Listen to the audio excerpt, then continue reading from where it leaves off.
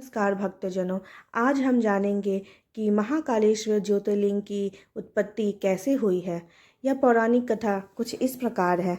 काशी के ज्योतिषाचार्य चक्रपाणि भट्ट कहते हैं कि भगवान शिव काल से परे हैं। वे आदि हैं और वे अनंत हैं। वे महाकाल हैं। जिन लोगों को अकाल मृत्यु का भय रहता है उनको महाकालेश्वर ज्योतिर्लिंग का दर्शन करना चाहिए।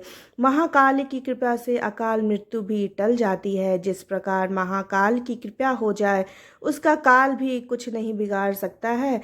महाकालेश्वर ज्योतिर्लिंग की पौराणिक कथा का वर्णन शिव पुराण में है। महाकालेश्वर ज्योतिर्लिंग की पौराणिक कथा शिव पुराण की कथा के अनुसार उज्जैनी में चंद्रसेन नाम का राजा शासन करता था, जो शिव भक्त था। भगवान शिव के गणों में से एक मणिभद्र से उसकी मित्रता थी। एक दिन मणिभद्र ने राजा को एक अमूल्य चिंतामणि प्रदान की, जिसको धारण करने से चंद्रसेन का प्रभुत्व बढ़ने लगा। यश और कीर्ति दूर दूर तक फैलने लगी। दूसरे राज्यों के राजाओं में उस मणि को पाने की लालसा जाग उठी। कुछ राजाओं ने चंद्रसेन पर हमला कर दिया। राजा चंद्रसेन वहां से भागकर महाकाल की शरण में आ गया और उसकी तपस्या में लीन हो गया। कुछ समय बाद वहां पर एक विधवा गोपी अपने 5 साल के बेटे के साथ वहां पहुंची। बालक राजा को शिव भक्त में लीन देखकर प्रेरित हुआ और वहां भी शिवलिंग की पूजा करने लगा। बालक शिव आराधना में इतना लीन हो गया था कि उसे माँ की आवाज़ सुनाई नहीं दे रही थी। उसकी माँ उसे भोजन के लिए बार बार आवाज़ लगा रही थी। बालक के न आने पर गुस्साई माँ उसके पास गई और पीटने लगी।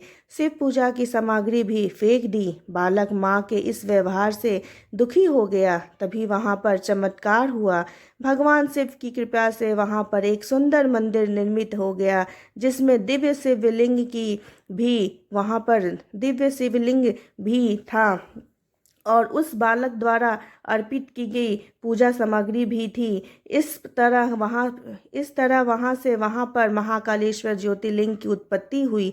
इस घटना से उस बालक की माँ भी आश्चर्यचकित रह गई। जब राजा चंद्रसेन को इस बात की सूचना मिली तो वह भी महाकालेश्वर ज्योतिर्लिंग के दर्शन करने पहुंच गया। जो राजा मणि के लिए चंद्रसेन पर हमला कर रहे थे, वे युद्ध का मार्ग छोड़कर महाकाल की शरण में आ गए। इस घटना के बाद से ही भगवान महाकाल उज्जैनी में वास करते हैं। जिस प्रकार से काशी के